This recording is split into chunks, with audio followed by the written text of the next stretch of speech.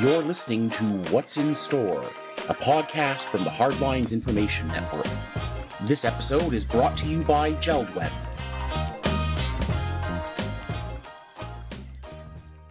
Welcome to What's in Store, the podcast series of Hardlines. I'm Jeff McClarney, your associate editor, here with Steve Payne, our editor-in-chief, and we're talking today to Lisa Bergeron, who is Jeld-Wen Canada's Director of Business Development and Government Affairs. Lisa, thank you for joining us. Thank you for having me. So, Lisa, what does that role, Director of Business Development and Government Affairs, entail for you at Jeld-Wen? It's quite large, but it primarily allows me to validate, first of all, to represent Jeld-Wen on all industry and trade associations and industry associations. So, for example, I represent Jeld-Wen at CHBA National. I represent Jeld-Wen also at FGIA, the Fenestration Glazing Industry Alliance, and on any different type of I also am on the board of FenBC, FGIA's FenBC region. So it allows me to represent Jeld-Wen on several committees. It also allows me to see what is coming down the pipeline. So my job primarily is to see what opportunities there are for our products in different markets, but also what's coming on the regulatory front so that I can advise our leaders on what are the next steps to take for product development and so forth. Steve Payne here. Lisa, you in a previous discussion, you talked about an important consultative committee. I believe it was with NRCan, and Yes. It involved Energy Star Canada. What's Exactly. the news from Energy Star Canada, and how does it affect Jeld-Wen?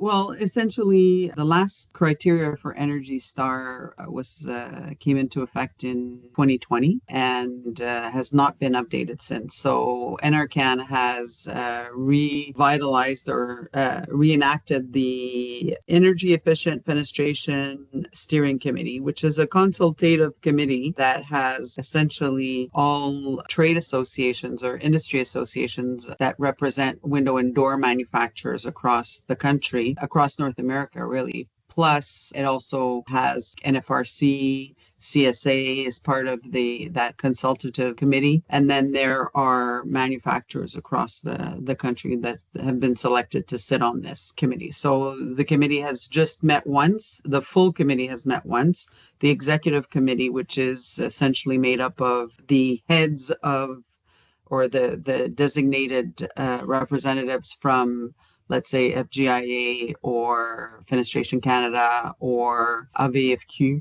So that executive committee has met a few times, I believe, but the full committee has met once. We are waiting for documentation, which should arrive incessantly from the government to start reviewing the process.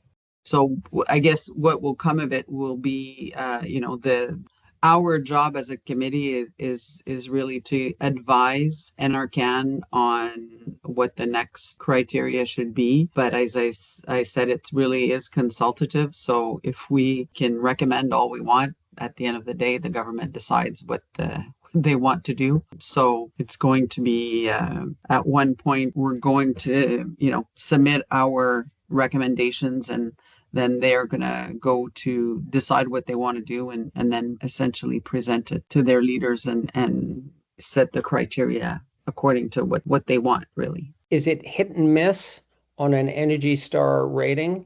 You either get the Energy Star rating or you don't?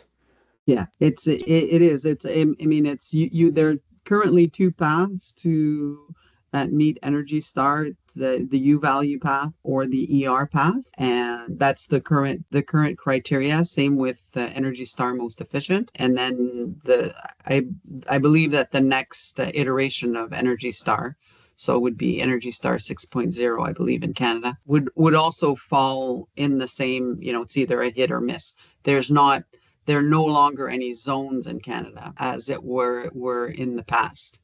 So since 2020, there has been no zones. It's you either obtain Energy Star, you meet with the criteria, or you don't. So in the past, it was sort of a scoring, Yeah, well, there was now it's just yeah, you're accredited or the you're not. Canada was put in zones. So Mhm. essentially, at the beginning, when we started with Energy Star back in 2004, there was 4 zones, A, B, C, D, and then they moved everything to a 3-zone map, so 1, 2, 3, and then they essentially eliminated that map in 2020. And so now it's 1 zone for all of Canada. Can you tell us about the Yeah. timeline for the rollout of those new criteria, whatever they might end up being? So I believe from our first discussion with NRCan was that their objective is for the new criteria to come into effect January 2027. For that to happen, they traditionally or historically have been giving 18 months for manufacturers to adapt to the new criteria. So make any changes. There's labeling things that have to be considered, labeling guidelines, and sometimes new glass packages that need to be simulated. So traditionally, been given 18 months. So we would expect that sometime in June 2025, we would have pretty much a criteria ready for publication to be enacted in January 2027. So, what proportion of the windows manufactured in Canada are expected, roughly speaking, to bear the Energy Star rating? Traditionally, NRCan has wanted the Energy Star to be the top 25% of the products sold. I believe that, as the energy requirements for code get ramped up, so does the product selection and offering in Canada. So that's why the criteria needs to always be improved, because as codes catch up to NRCan and to the Energy Star programs, and as it's a voluntary program, they need to essentially, Energy Star is a market transformation program. It is really there to pull the industry forward. And so I think that when a new criteria gets put in place, it's probably something less than 20% that actually meets it. And then through product improvement and technology improvement, it eventually gets to 25% and often exceeds it. And how does the proportion of Jeld-Wen's products that are accredited compare to the rate of the industry as a whole? Well, if we look at, I can't tell you for all the products that are sold in Canada, meaning non-Energy Star rated and Energy Star rated. But if we look on the Energy Star NRCan website or NRCan database, there's roughly 250,000 window models that qualify for Energy Star currently. And Jeld-Wen has over 72,000 models, so about 30% right now of what is currently qualified for Energy Star is Jeld-Wen product. You've talked about Jeld-Wen as probably being the most decorated Energy Star company in the Windows business. Yes, certainly. Since 2003, we've won 10 times. We've had 2 Sustained Excellence Awards and 9 Manufacturer of the Year Awards. So 2 of them being the same year. We kind of got Sustained Excellence and Manufacturer 1 year. We certainly, it just shows it. I think it's demonstration of our commitment it's a nice recognition, certainly, of the commitment that we have towards Energy Star in Canada. Can you tell us a little bit about the relationship between the Energy Star program and the National Building Code, and what the latter involves, and when it's due to come out? So Energy Star is a voluntary program, so it doesn't have any regulation behind it. You don't have to be Energy Star certified or have Energy Star certified windows unless you unless there's a program, a home building program like Energy Star for New Homes or Novo Climat, for example, in Quebec, where they require in their criteria to have Energy Star certified windows. So the Energy Star is really a voluntary program. It leads to better buildings. So those programs that actually utilize energy, that those programs that are like Energy Star for new homes, or other programs, would be building to a better standard than the minimum standard code. In that sense, it's not. It is truly a voluntary program. The National Building Code sets the minimum requirements for home building in Canada. It's I want to say, really the minimum. We always say it's the lousiest home you can build without going to jail, kind of thing. So that is done through committees. The publication, we are in public review right now for the 2025 code. There have been public review periods now for the last, I want to say, almost close to 2 years. The publication is scheduled to be in 2025. Normally, it's at the end of the year. There is a public consultation period that is ending in December 19th, I believe it is. So the harmonized code now has different committees and different, I want to say, sectors that they're looking at, one of which is resilience, one of which is energy efficiency. And so the codes are being, the changes that are being proposed are in efforts to harmonize and to make sure that resiliency is being built into the codes going forward. So we expect 2025 to be, end of 2025 for the publication, and then sometime in 2027 for it to be adopted nationally. The provinces and territories have signed they've all agreed to adopt the codes 18 months after the publication, after the 2025 publication. After the 2020 publication, most of the jurisdictions had adopted code, which was published in 2022. And now the 2025 code, all jurisdictions will have 18 months to adopt the code once it's published. This episode is brought to you by Jeld-Wen. Jeld-Wen of Canada's dedication to energy efficiency and sustainability has led to the creation of our most advanced window yet, the JWC 8500 series. As a proud Energy Star partner since 2003, our commitment is to provide products that not only meet, but exceed energy efficiency standards, helping homeowners save more on energy bills and reduce their carbon footprint. Visit Jeld-Wen.ca to learn more about our innovative JWC 8500 series. So the National Building Code is a regulatory framework. Energy Star is a voluntary industry initiative. Both are looking at upcoming changes, and both are looking at a similar timeline, it sounds like. Yes,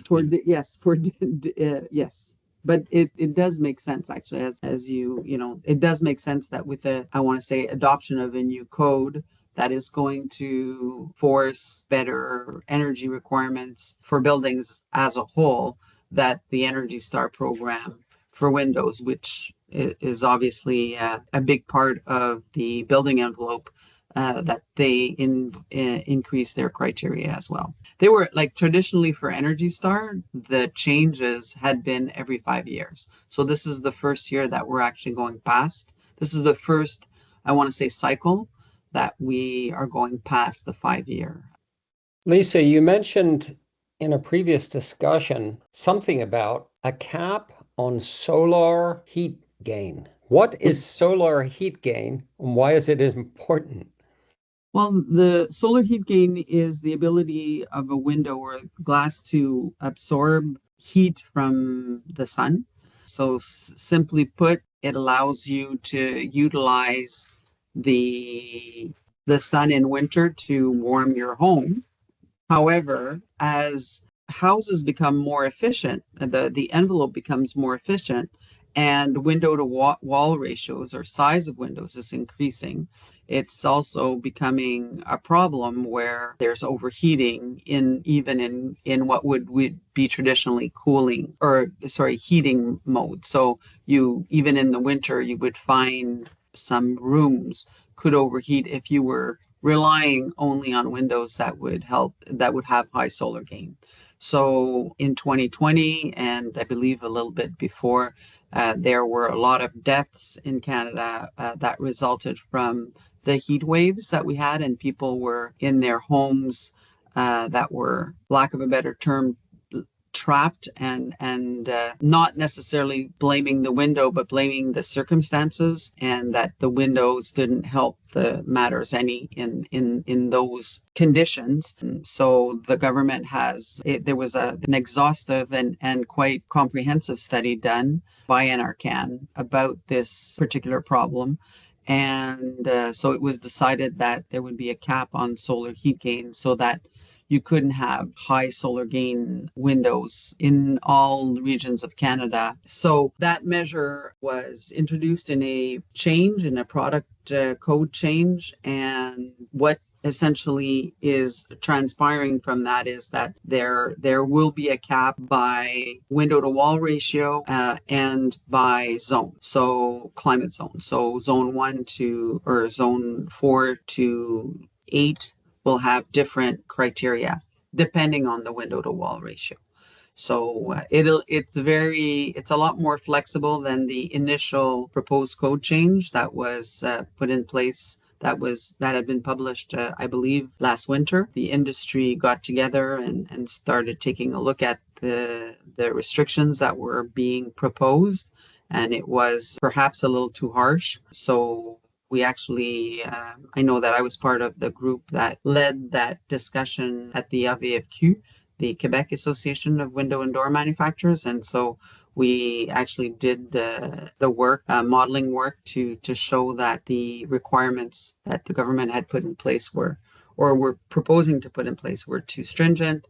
We then defended our points at a code hearing, and then we actually, I think, won our point.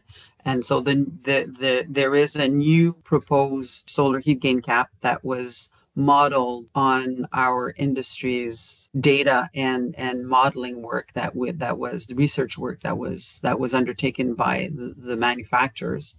And so it's a good example of, how we can, the data will show and good science will prevail. But nonetheless, there is going to be a cap now, which was never introduced before, but now there's going to be a cap on solar heat gain. So you can't use you won't be able to use high solar gain windows when you have a high window to wall ratio to prevent houses from overheating.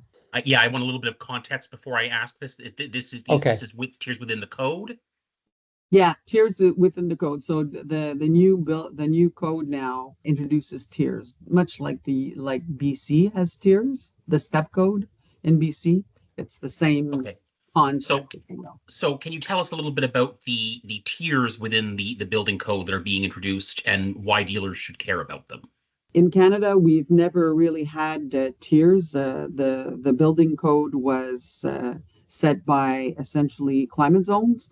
So you had a minimum energy requirement to meet by climate zones. The concept of tiers has been introduced to mimic somewhat what BC was doing with its step code, and essentially allowing builders and municipalities to mandate at what level of energy requirements they wanted to build.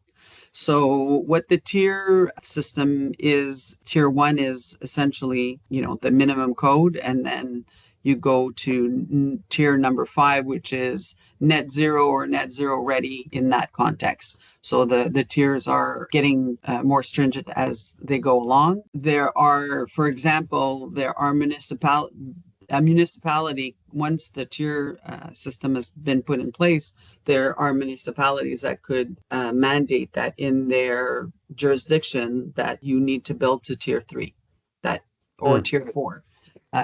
We saw that in BC with the step code, and this is what could very well happen across the country, this new tier code. The Ontario SB 12 currently is probably tier 2.5, close to 3. Quebec is probably close to tier 3 already. So when those get adopted, it's not going to be that big a jump, but keeping in mind that some municipalities can decide to require builders to build to the upper echelons. Another complex topic is you've mentioned embodied versus operational carbon. What is that? And is it important for dealers to know the difference between embodied versus operational carbon? Well, we're all going to have to learn about operational and embodied carbon. So that's a given. I think that the notion of carbon is being introduced in the 2025 code for operational carbon, and so the operational carbon is essentially based on how many GHGs are we able to save by, using better technology or building better buildings. So, for example, in a tri-pane window, if you're comparing a dual pane versus a tri-pane, there's the operational carbon savings is substantial over the lifespan of a window. So that's the operational carbon is always calculated on the lifespan of the given product or the building itself. So, whether it's adding foam or on the exterior of the building or using some other measure to reduce the operational cost of the house, that's calculated, like I said, over the span of the building or the lifespan of the windows itself, or the like I said, the component. So in that sense, tri-pane windows actually make a lot of sense, because we actually did a study, Jeld-Wen did a study this year to validate whether or not from an operational carbon, did that compensate for the embodied energy, embodied carbon that is required to make a tri-pane versus a dual pane. And what we found was that the payback was essentially 2 to 3 years. So on a lifespan of a window, which is 25 to 30 years, the payback to go from dual pane to triple pane is less than 3 years. So I think what you're saying, let me get it right, is that an embodied carbon is including the carbon that it requires to make the window. Yes. Versus the operational carbon, which is its function in saving carbon, probably saving because energy, saving energy because it has energy saving qualities. So now you've proven that tri-pane windows don't cost more in carbon terms to make than they save. Right. No, they do cost more than a dual pane, but the operational carbon in the long term overrides that embodied carbon. So the savings in operational far exceeds the embodied carbon required to make that tri-pane. Lisa, you've touched already a bit on how provinces, for instance, can build on, no pun intended, can build on the national building code. Can you tell us about the process of harmonization at the local or municipal level, and the timelines involved there? And do contractors or dealers need to know about the national code in advance of the actual jurisdictional codes in their part of the country? Well, the harmonization or the ratification of the harmonization of building codes has an 18-month adoption process for codes for the National Building Code. So we have not lots of time, because depending on the pace that we're building at, obviously in Canada, it varies from period to period, but sometimes builders are actually building or thinking 24 to even 36 months out, right? Depending on the size of the builders. So yeah, you definitely need to pay attention to what's happening the very latest at which a jurisdiction can adopt the National Building Code is 18 months past its publication. So if we have an example that the 2025 code is going to be published, again, hypothetically, December 2025, the implementation of the 2025 code in, let's say, Ontario would be technically sometime in June or July of 2027. So that's how it's supposed to work. And then within the provinces, the municipalities, if they have any kind of special, they need to adapt as well. But essentially, I'm told that that whole process has also been addressed through legislation in those, like that harmonization agreement. So when we hear that the National Building Code of Canada is a model building code, that doesn't mean that you can fail to meet it, right? You have to at least meet it. You have to at least meet it, and there will be some jurisdictions that will have, I want to say, there will still be some disparity, but it's between the provinces. But the provinces need to, this harmonization has made it very harder for those disparities to happen. The provinces need to show that there's really a special need for them to justify a modification or something that is unique to their jurisdictions.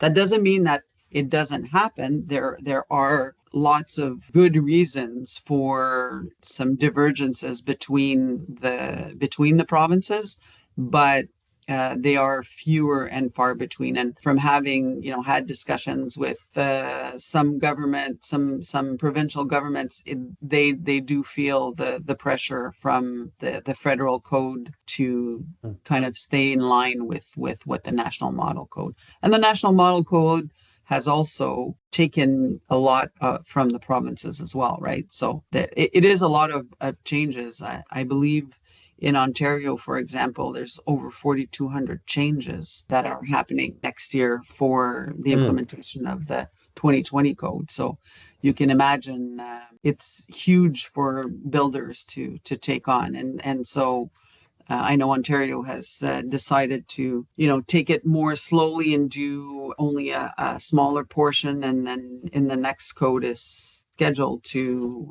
adopt the rest.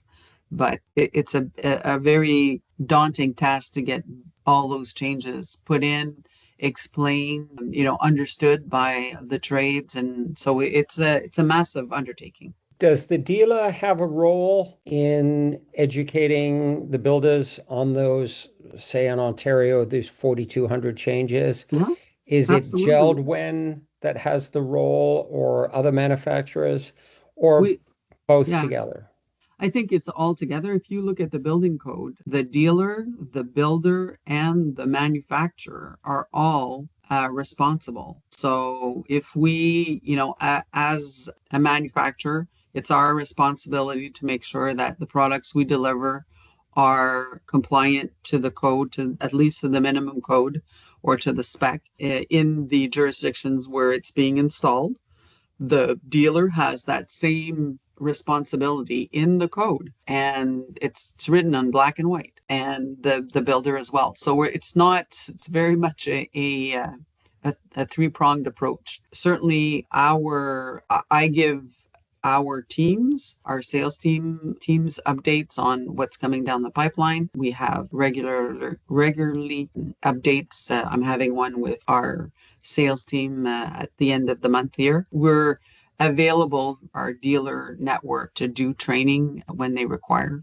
But yes, it's all of us are responsible. Is that webinar training, Lisa, or in-person training, or all of the above? It's all of the above. We do webinars with our sales team, and we can offer webinars with dealers as well, where they can sign up.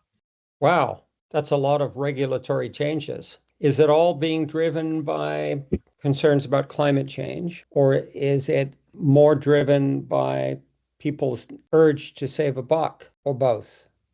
I don't know that it's. I think it. I mean, climate change is obviously real and very. We can see from the wildfires and the heat domes that are out west, and the tornadoes in Ontario, and to the hurricanes in the south. I mean, it's climate change is impacting us, and flooding is also a problem. So there's no better time than now to start taking a look at trying to build homes that will stand the modeling that the government has put together to based on the climate data, and on, obviously very smart people who can predict what's going to happen in the next. So if you take a look at the work that government has been working on this since 2017 at least, and probably earlier than that. We're seeing the changes now, but their changes have been, those studies have been over an extended period of time, and we have to build now more resilient houses that will be able to stand the test of time in a world where we know that climate, for lack of a better term, disasters are imminent. And so better prepare now, trying to build smarter. It's not going to cost less, is the cost of having to rebuild because you didn't, or having to replace earlier because you haven't, built to better standards. That's probably a bigger cost. You've been listening to Lisa Bergeron. She's Director of Business Development and Government Affairs at Jeld-Wen Canada. She's been in conversation with me, Jeff McClarney, and Hardlines Editor-in-Chief, Steve Payne. Thank you both. Thank you. Thank you. You've been listening to What's in Store from the Hardlines podcast series. Today's episode was brought to you by Jeld-Wen.